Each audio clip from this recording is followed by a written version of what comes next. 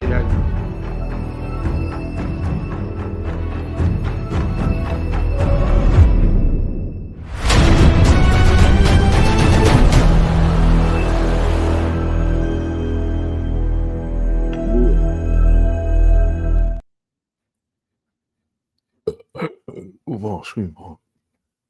All right, like I say, shalom, shalom to everybody. Shalom. Late start tonight. I apologize for that.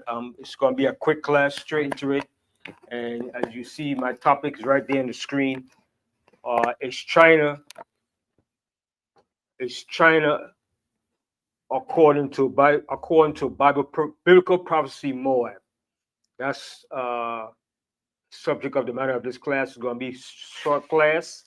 I just want to show some points, and I want to play a clip to show something to give. I want to show the audience and to the listening viewers some to put into your collection, in your memory, and to go back and check the prophecies. I might be wrong, you might be right, but according to prophecies are always right. The Most High is always right with what He says, and according to the conditions and the time and the events that we're living in, what I've seen in the scripture, Moab, from reading the scripture, is not panning out to be the Chinese according to prophecies. And the reason why I say that is because of certain things that are happening in the earth. China today has become an accelerated, technological, economical, militaristically powerful nation. China, within the last, I should say, 70 years, have become one of the greatest and most powerfulest nations upon the earth. China is an existential threat to America. America is scared and worried about China growth and power within the last 70 years. You go back 100 years, 150 years, China was a poor peasant country where all the European powers, Britain, America, took advantage of China. So within the last 70 years, China has become a technological, a militaristic, economical power in the earth. China has one of the greatest technological advancement when it comes to high moving trains and EV cars, what you call electric vehicle cars. The BYD is the #1 cars in the world, not Tesla electric cars, but the BYD. And I want to show this here with this. It's a video right here, a clip by Professor Wolf. Fair use of this video. No copyright infringement, just for the purpose of entertainment. All right. It's by Richard Wolf. It's on Secular Talk. And when you put it up for me, Howard, I want you to start from the video is 23 minutes long, but I want you to start from the 12-minute marker, and we're gonna go all the way to about maybe the 19 minutes marker. So we're gonna start from the 12 minutes marker. I want y'all to listen good to what he's saying, and he knows his stuff. Richard Wolf, he's a professor of economy, and he knows history. He did his research. He has done his research, and he's dead on right, and he's accurate. All right. There's many more people like him, but he's one of the most famous, Richard Wolf. All right. So you got it. You have it up? It's not coming up. It's not coming on YouTube. Oh my God. Wow.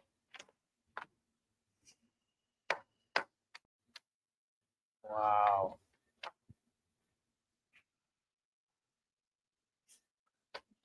All right. Wow. Boy, Satan is a mother boy, I tell you, man. Wow.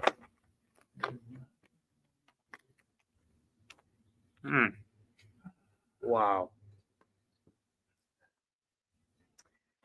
I wanted to show that part so bad. Oh man. All right. Man.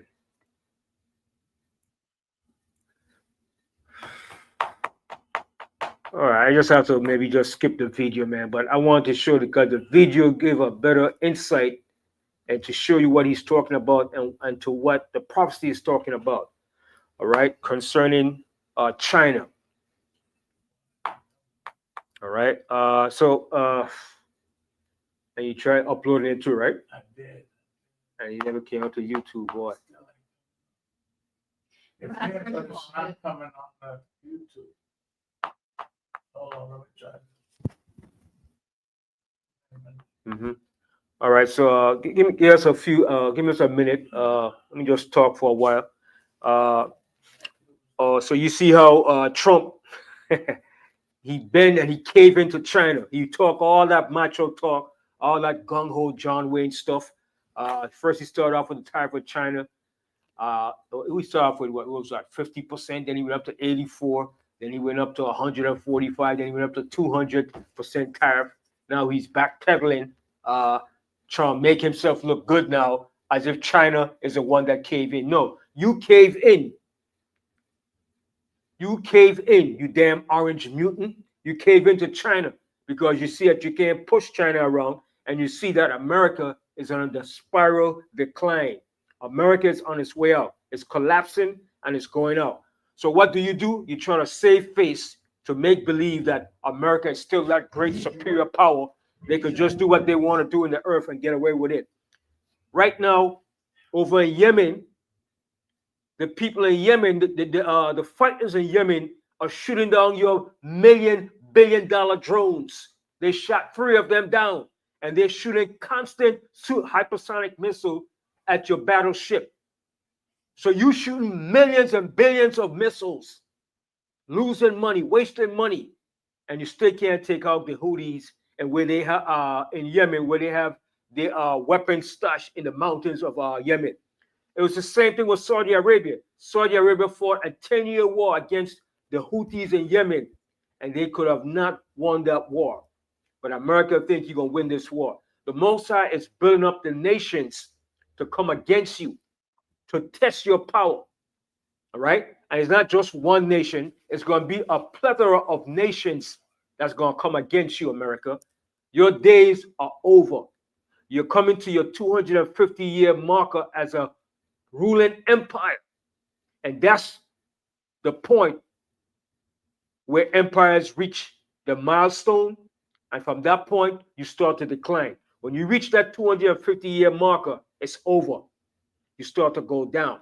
And there's no exception to you, America. You're not going boldly and beyond the marker that the Most High gave you. Your end is up. Time has caught up with you, Babylon, because you're abandoned. You've been found wanting by the Most High for crimes against humanity, stealing, fraud, kidnapping, you name it. All the crimes that you could find in your lexicon of law terminology from A to Z, you're found guilty in all charges. And you're not going to escape the Most High's judgment. All right? And that's what's coming upon you. And I'm so glad the Most High is visiting and bringing his judgment.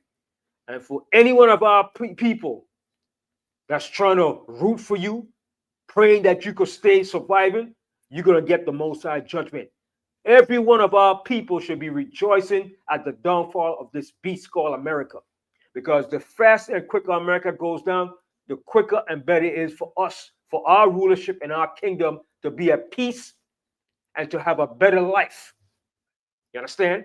But you don't understand what the Most High has in plan for us. What the Most High have in store for us is beyond your imagination. The days of you being a modern day, high-tech, sophisticated slave in America will be over. The days of you struggling, stress, all right, catching hell, paying bills, that's going to be over because you're going home to your rulership, your nation, your country, where you're going to have everything that the Most High said he had in store for us. But you have to remember, we are heirs to the kingdom of the Most High. That was promised to us, to be rulers of the kingdom. All right? That's what the scripture said, the meek shall inherit the earth.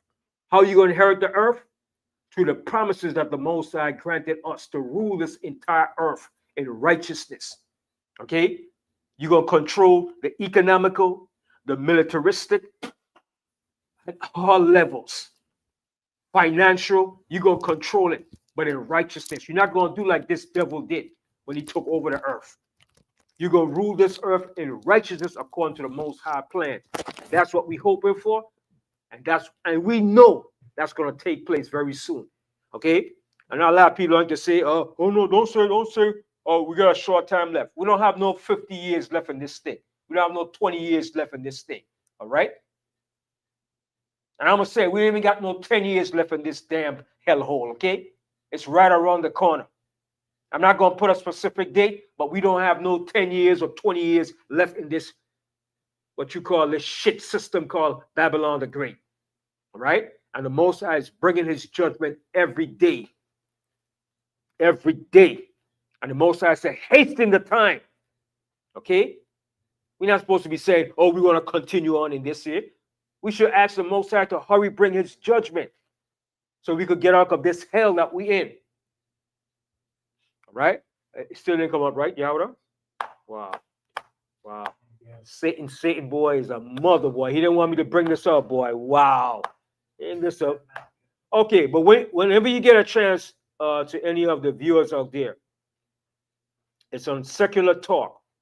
It's a show on YouTube. I don't know if it's on YouTube. It might be on YouTube called Secular Talk by Richard Wolf. It's called, what was the name of it, Yahweh? It's America's collapsing. America is crumbling.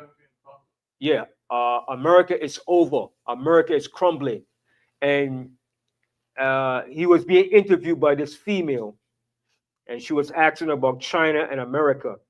And from the 12-minute marker, he was telling you about China, how China has grown exponentially into a military power, economical, a technological power that have surpassed America, right?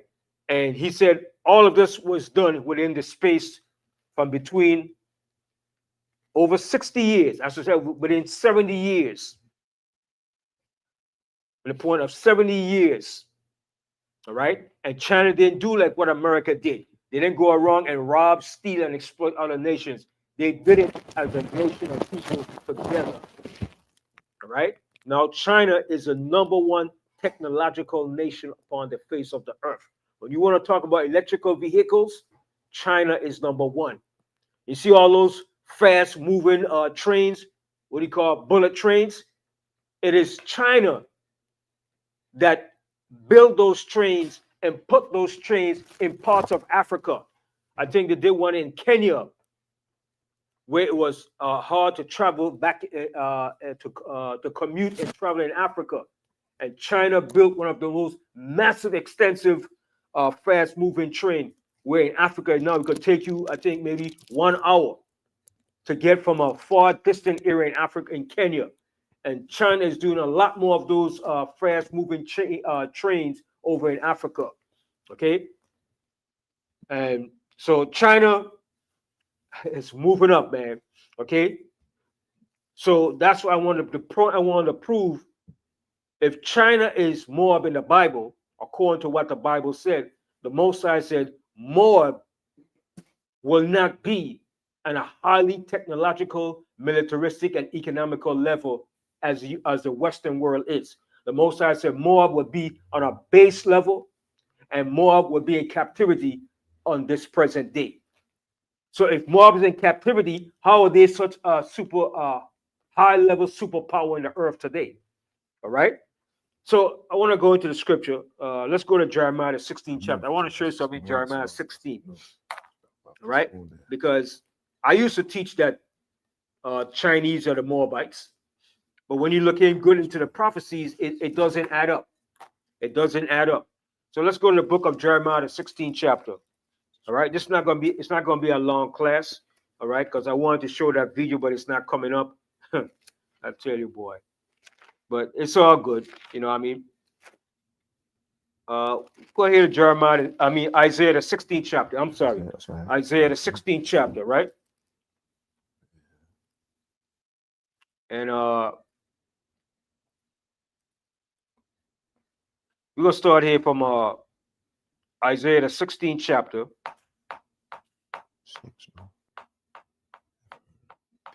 And start here from the sixth verse. Yeah. Isaiah the 16th chapter and the 6th verse. The book of Isaiah, King James. This was called the lamentation for the pride of Moab. All right, because Moab was a prideful people back then, and the Most High was going to break the pride of Moab. He was going to break the pride and bring them down to a low level. Okay, and they will never be risen up again for their pride against the children of the Most High, which were the Israelites. Okay, so read Isaiah 16 and 6. The book of Isaiah, King James Version of the Bible, chapter 16, verse 6. We have heard of the pride of Moab. See, Moab was very prideful. Okay, go ahead. He is very proud. Even his haughtiness and his pride and his wrath. But his lies shall not be so. Therefore shall Moab howl for Moab. Everyone shall howl for the foundations of Kinderhezereth shall ye mourn. Surely they are stricken. So this was a prophecy that was going to take place on Moab, beginning with the Assyrian Empire, down to the Babylonians, and all the way down to the entire residue of the ruling empires that was going to rule the earth. The Persians, the Greeks, the Romans. All right, continue. For the fields of Heshbon languished, and the vine of Sivma, the lords of the heathen have broken down the principal plants thereof. They are come even unto Jezer. So these were the cities in Moab. Jezer. All right, go ahead. They wandered through the wilderness. Her branches are stretched out. They are gone over the sea. Okay, so we got to remember, Moab was situated in the land of Jordan. Okay, so Moab was situated in the land of Jordan. They were neighbors to the tribe of Gad and Reuben. All right, so two and a half tribes had their land, had their lot and their inheritance in the land of Jordan. All right, so Moab and Ammon were situated close to us. We were neighbors. All right, and this also proves a point too, that the land of Israel is not in South Africa. Okay, Israel is not in South Africa. For people that's teaching that nonsense. Okay, geographical boundaries do not change. You might change the name, but you cannot remove geographical boundaries of nations and landmarks. You could change names, but you can't move one country and put it somewhere else. It's impossible. So Israel is where Israel is today. Moab is where Moab is, and Ammon where Ammon is today. And Moab and Ammon were situated next to the land of Israel, next to Gad and Reuben. Continue. Therefore, I will bewail with the weeping of Jazer, the vine of Simma. I will water thee with my tears, O Heshbon. So these were the mourning and tears and destruction of Moab. Continue. Elilah, for the shouting for the summer fruits, and for thy harvest is fallen, and gladness is taken away, and joy out of the plentiful field. So the agricultural, all the products was going to be destroyed, because Jordan is a vast country with agriculture, pastures, sheep, goats, great vegetation. All right, continue. And in the vineyards there shall be no singing, neither shall there be shouting. The treaders shall tread out no wine in their presses. And Jordan was famous for their wine. Okay, go ahead. I have made their vintage shouting to cease. So the Most High made their vintage of wine and grapes to cease when they were besieged by the Assyrians, the Babylonians, the Persians, and all the former four empires that ruled the earth. Continue. Wherefore my bowels shall sound like an harp for Moab. See, the Most High said, wherefore my bowels shall sound like an harp for Moab. You ever hear a harp when a harp is being played? So that sound of sorrow was being played for Moab. Okay, the bowels, okay, a deep resonating sound of fear and trembling and death and destruction was coming upon Moab. Right? And when you play that harp resonates strong musical vibrations. Okay? I prove that is when David played the harp against Saul. It calmed the beast. It calmed that demonic spirit in him. All right? Continue. And mine inward parts for Kerhishris. And it shall come to pass when it is seen that Moab is weary on the high place, that he shall come to his sanctuary to pray, but he shall not prevail. So they came to their sanctuary to pray, but they wasn't going to prevail. Continue. This is the word that the Lord Yahweh has spoken concerning Moab since that time. So this is the word that the Most High have spoken concerning Moab since that time. From that time that this prophecy took place up until this present day. Okay? When the Most High assigned that prophecy to Moab, from that day, Moab have not been the same up until this present day. Continue.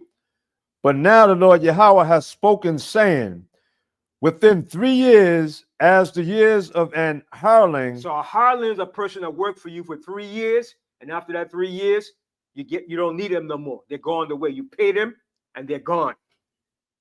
All right, go ahead. And the glory of Moab shall be contempt. So the Most High said, the glory of Moab shall be contempt. Okay, when you look up that word contempt, look it up and see what it means. All right, the glory of Moab shall be contempt. All right, go ahead. With all that great multitude. With all the great multitude of Moab. Continue. And the remnant shall be very small and feeble. And the Most High said, the remnant shall be very small and feeble. All right, so Moab was going to be small and feeble. Now, my question to you, is China small and feeble today? Use common sense now. Is China small and feeble today?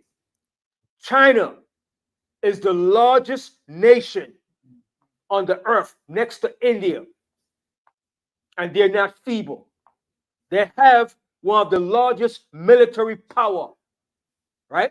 They have 1 million man standing army with another million in reserve. Okay? And their military power is top notch to America. Okay? China have more Navy ships than America. Okay? So China, like Biden said, is an existential threat to the United States. And why do they say that? Because the United States hates when other nations that are not European nations have come up to the level to surpass them militarily and technologically wise. They hate that. It's competition. They feel threatened by that. It's the same way with Trump today. That's why he's talking all like garbage, because they're threatened by China. Yes, America have nuclear power. They have nuclear weapons, but you just can't go against war to China just like that. Okay? Once America engaged with war with China, it's over.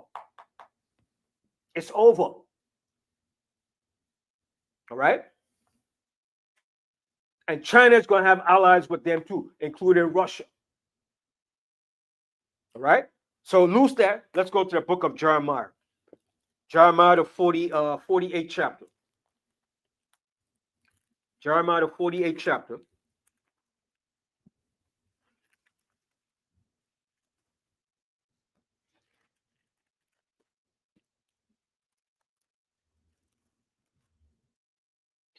Jeremiah 48, and we're going to start here from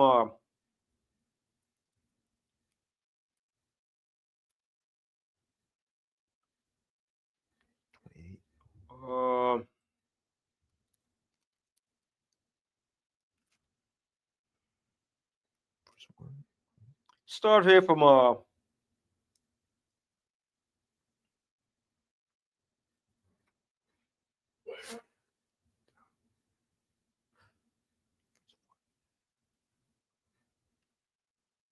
right. You know the whole chapter is good.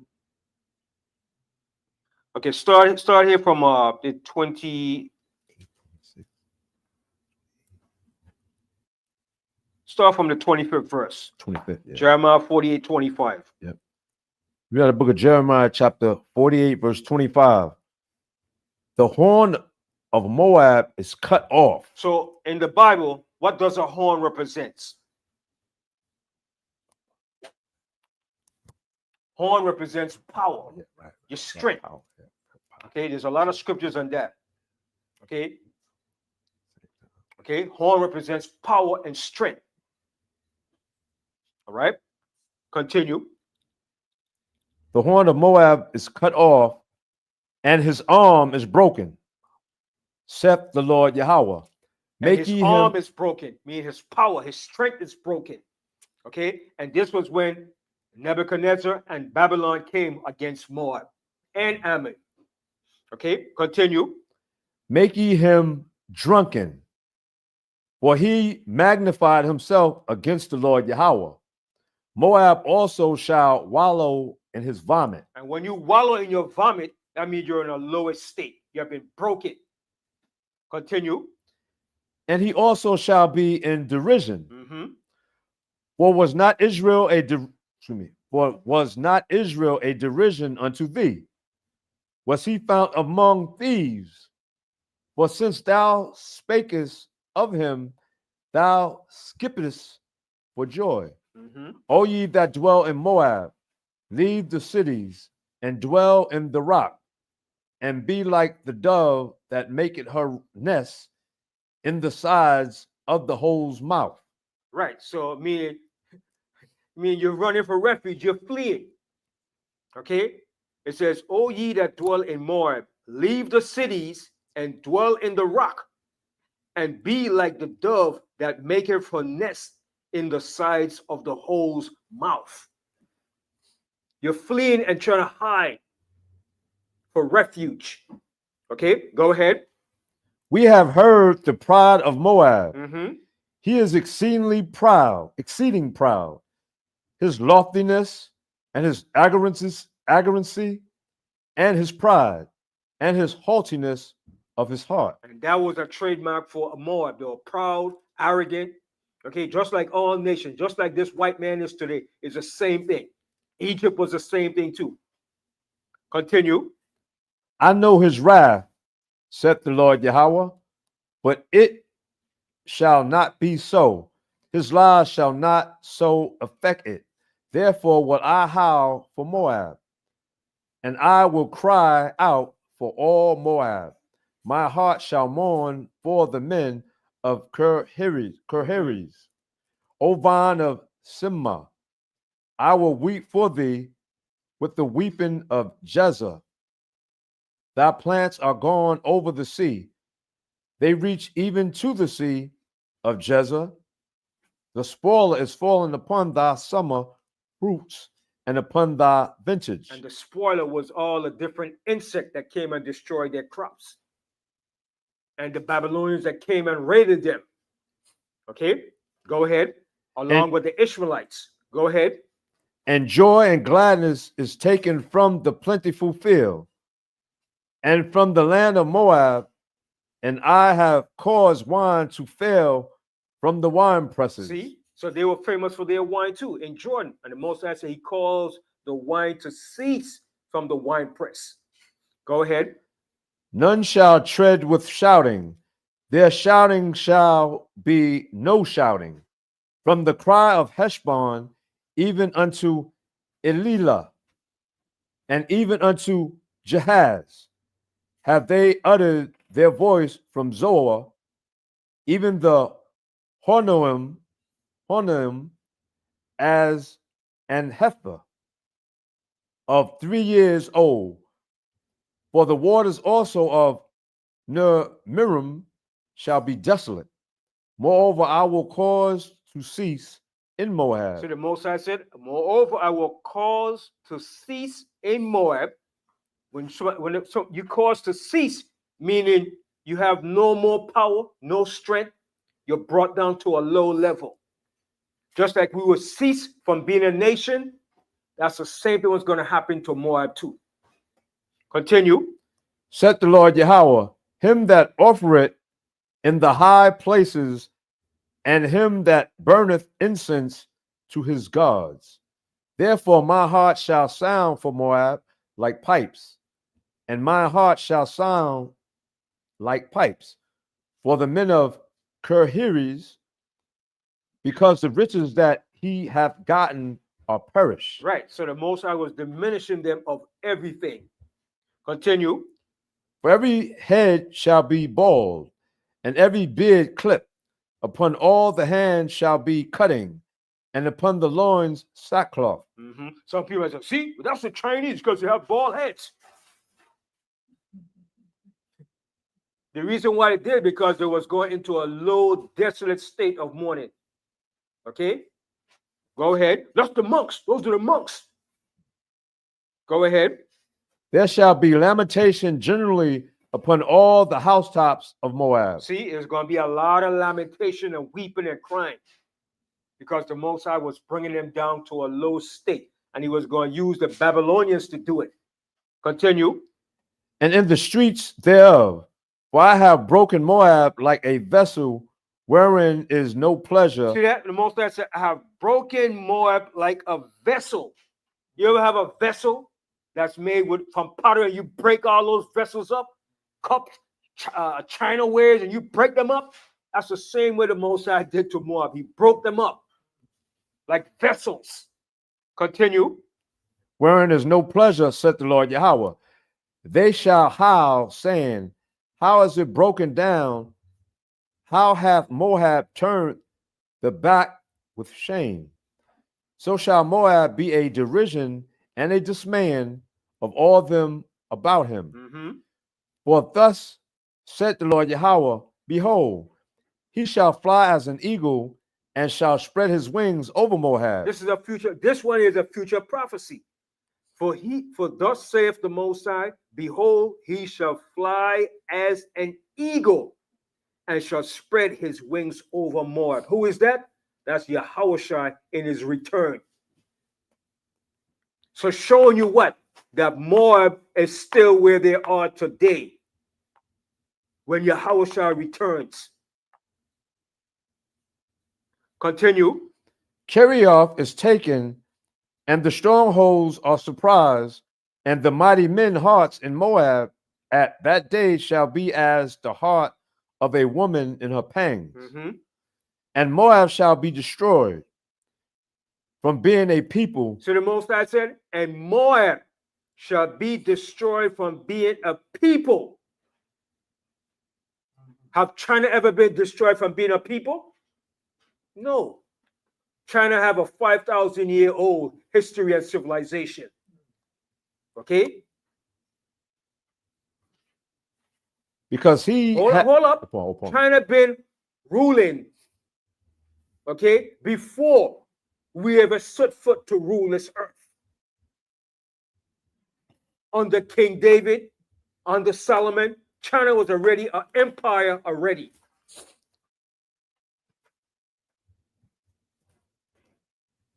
But read a verse again. And Moab shall be destroyed from being a people, because he hath magnified himself against the Lord Yahweh. Fear and the pit and the snare shall be upon thee, O inhabitant of Moab, said the Lord Yahweh. He that fleeth from the fear shall fall into the pit, and he that getteth up out of the pit shall be taken in the snare. For I will bring upon it, even upon Moab, the year of their visitation, said the Lord Yahweh. And that's what the Most High did. He brought the year of their visitation upon them with Babylon under Nebuchadnezzar. Continue. They that fled stood under the shadow of Heshbon because of the force.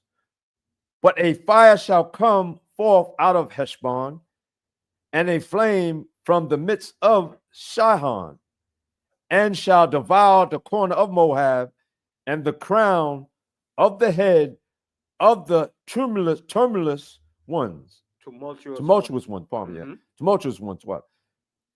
Woe be unto thee, O Moab. See that word? Woe be unto thee, O Moab. What does woe mean? Destruction. Continue. Woe be unto thee, O Moab, the people of Keshmash perisheth. Shemash. Chemosh perisheth, for thy sons are taken captives, and thy daughters captives. And when did this happen? During the time of the Babylonians, when Nebuchadnezzar took over the earth and ruled and took all nations down. Continue. Yet will I bring again the captivity of Moab in the latter days. So the Most High said, what is the latter days? The days that we're living in. What does it mean when the Most High said, yet will I bring again the captivity of Moab? What does that mean? Going back into slavery. No? No. He said, yet will I bring again the captivity of Moab in the latter days. Go ahead. Said the Lord Yahweh, thus far is the judgment of Moab. So what does it mean when the Most High said, yet will I bring the captivity of Moab in the latter days? I'm going to show you that same thing. Go to the book of Amos. I'm going to show you. Go to the book of Amos, the 9th chapter. I want to show you something. Most High said, yet will I bring again the captivity of Moab in the latter days. Go to Amos 9.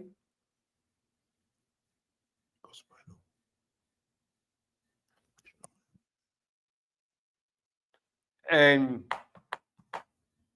start from the 13th verse. Amos 9 or 13, but the key is in the 14th verse. Okay.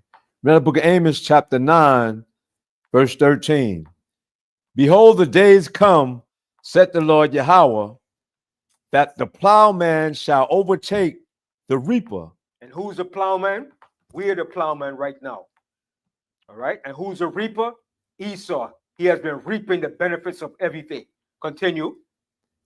Overtake the reaper and the treader of grapes. We're the treader of grapes. We're the slaves. We're the hired slaves working for nothing. Continue.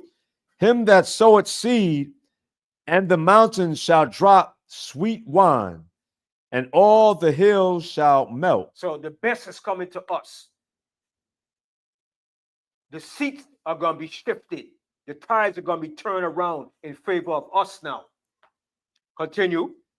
And I will bring again the captivity of my people of Israel. What does that mean? You mean the Most High is going to put us back in slavery again?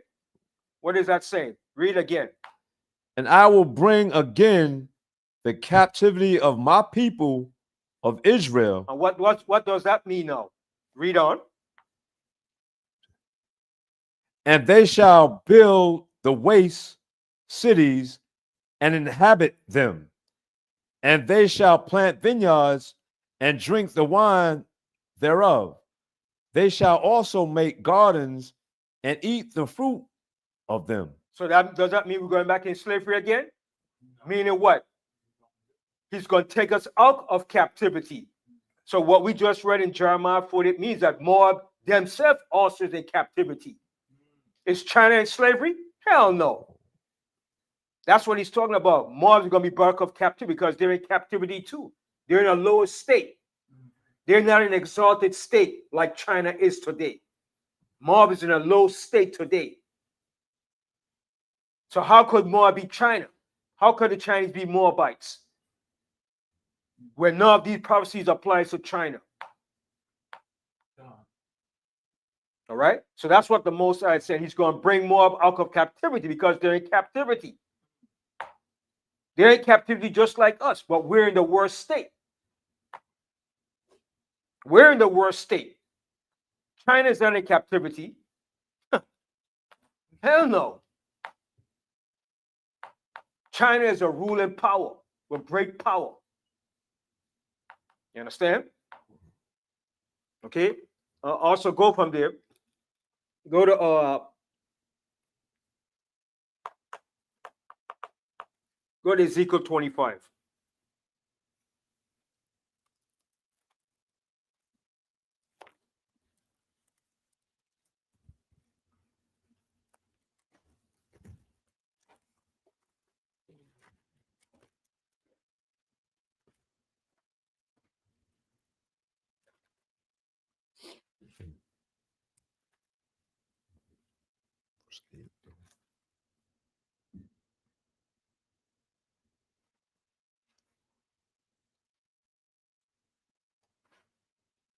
All right, Ezekiel 25, and we're gonna start here from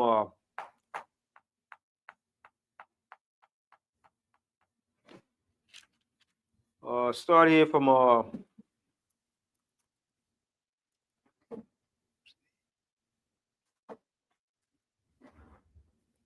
tell you what, start from the first verse, because these were the judgment upon Moab and Ammon.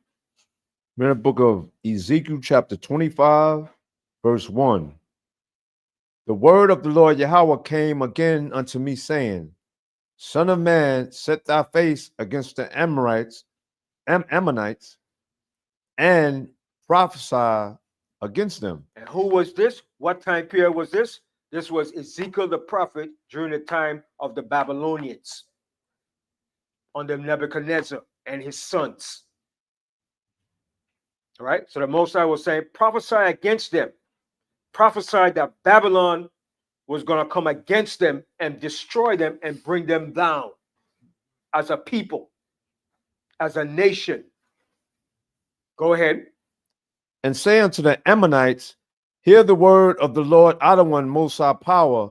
Thus said the Lord Adonai Most High Power, because thou sayest, aha, against my sanctuary. And that's what the Ammonites said. They said, aha, they boasted against the Most High sanctuary. Remember, they were right next door, next to Reuben.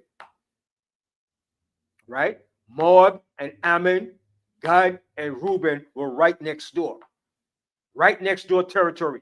You could walk over. Okay, go ahead. When it was profane and against the land of Israel, when it was desolate. And when was it desolate? When the 9 tribes left out of the land and went up into the Assyrian captivity. Their land was made desolate. So Moab and Ammon took advantage of it by going into the land.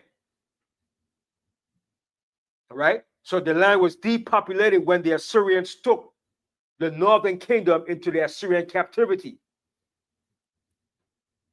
Go ahead. And against the house of Judah, when they went into captivity. When we went into captivity under the Babylonians. Okay, go ahead. Behold, therefore I will deliver thee to the men of the east for a possession. When you read this here, I will deliver thee to the men of the east for a possession. This was not talking about China or Japan. Now, if this was talking about China and Japan, so who then were the people already in China and Japan then, if they were pushed to the men of the east? If they were pushed to the men of the east, what they call the Far East, who was already dwelling in that land in the Far East? If Ammon and Moab was pushed to China and Japan. Everybody get the point I'm saying? The Most High said, through the hands of Nebuchadnezzar, he was going to push them to the men of the east. But the men of the east was not referring to the people in China. The men of the east was referring to the Ishmaelites. All right? So, put the case now. If Ammon and Moab was pushed to the men of the east, let's say there was China and Japan, so who were the people that was already dwelling in the east? Who were there? What nation of people were they? If they were pushed to the Far East. It wasn't them. Okay? Because the Chinese and the Japanese were already in the Far East already. Remind you, this was around the 6th century BC. To be exact, around 606, 605 BC, around that era. Okay? That's when Nebuchadnezzar and his sons were ruling. Around that time period, China was already established already in the Far East, along with the Japanese. So if they were pushed to China and Japan, somebody was already in that land before they got there. Read that verse again. Behold, therefore I will deliver thee to the men of the east for a possession, and they shall set their palaces in thee. And the men of the east were the children of Ishmael and Midian. And they came in and set their palaces in the land of Moab and Ammon, which is the land of Jordan today.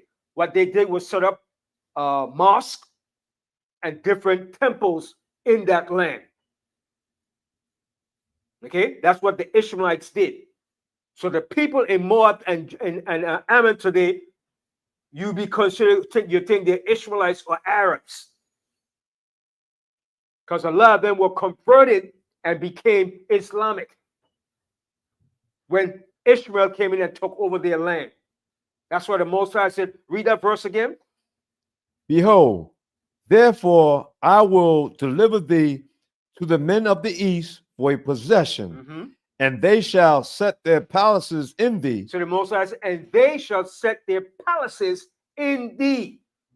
They were going to come in and put their palaces, their mosques, their temples in their land. Go ahead. And make their dwellings in thee. And that's what the Ishmaelites did. They came in and made their dwellings in that land of Jordan today. Continue. They shall eat thy fruit, and they shall drink thy milk. They drink their milk from the sheep, the goats, and everything. Okay? And Jordan today now is basically a land where you have herds of goats and sheep. Bedouins live in that area of the land. Continue. And I will make Rabbah a stable for camels. Who possesses camels? The Ishmaelites. So Rabbah, which is in the land of Jordan, is become a stable for camels. And that land is full of camels. When you go to Jordan, that's all you see in that area. That's all you see when you take tour to go to Petra or go to Edom. You take camel journeys. Camels is the main mode of transportation. Okay? So that area had become a stable for camels that were brought in from Arabia and from the children of Ishmael and Midian. Continue. And the Ammonites a couching place for flocks. Flocks of sheep, goats. All right, go ahead. And ye shall know that I am the Lord Yahweh. For thus said the Lord Adonai, Most High Power, because thou hast clapped thine hands and stamped with the feet. So that's what they did when we fell. Because we fell first, then after the Babylonians came and took them down. So when they saw the Babylonians took us down, they rejoiced and they was clapping. They was happy when that happened. Go ahead. And rejoice in heart with all thy despite against the land of Israel. Right. So when the Babylonians came and destroyed our land, sacked the temple, burned it up, and took and put us in slavery, they rejoiced and they was happy. But not knowing they were going to be next on the list of Nebuchadnezzar. Continue. Behold, therefore I will stretch out my hand upon thee, and will deliver thee for a spoil to the heathen. And the heathen was Nebuchadnezzar. Go ahead. And I will cut thee off from the people, and I will cause thee to perish out of the countries. I will destroy thee, and thou shalt know that I am the Lord Yahweh. And this was a judgment on the Ammonites. All right, continue. Thus this is a judgment here against Moab now. Go ahead. Thus said the Lord Adonai, Most High Power, because that Moab and Seir do say, behold, the house of Judah is like unto all the heathen. So that's what they say. Yeah, Judah has become like the heathen now. We're doing the things that they're doing, acting like them, serving their pagan idol gods. So they were laughing at us. They said Judah has become just like the heathen now. Continue. Therefore, behold, I will open the side of Moab from his cities, which are on his frontiers. So the Most High did it by using Nebuchadnezzar when he came and sacked and invaded them and destroyed their cities. Continue.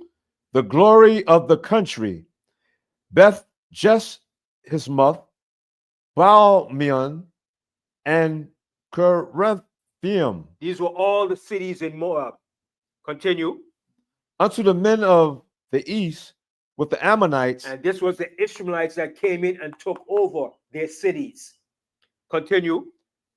and will give them in possession, that the Ammonites may not be remembered among the nations. Go ahead. And I will execute judgments upon Moab, and they shall know that I am the Lord Yahweh. And the Most High executed judgment upon them, that they became a base and low nation of people. Okay? They're not even recognized as who they are today. People call them Bedouins, Arabs, shepherds in the land. Okay? But they're not China. China was always known and recognized as a people, even when the British went in and took over their country. Okay?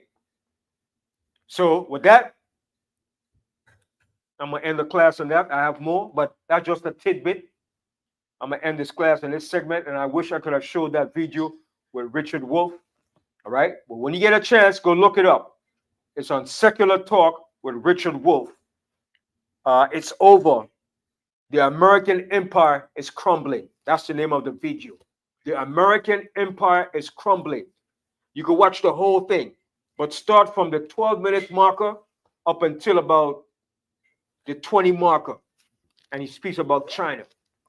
And when you listen what he said, you will see there's nowhere in the prophetic prophecies that Moab would be China today. Check it out for yourself. With that, I say shalom. Shalom. Oh, definitely thank for that. What need that? Excuse me. Oh, he cut off that. I'm still. Don't tell me. I'm trying to do my own, like we say, Moab.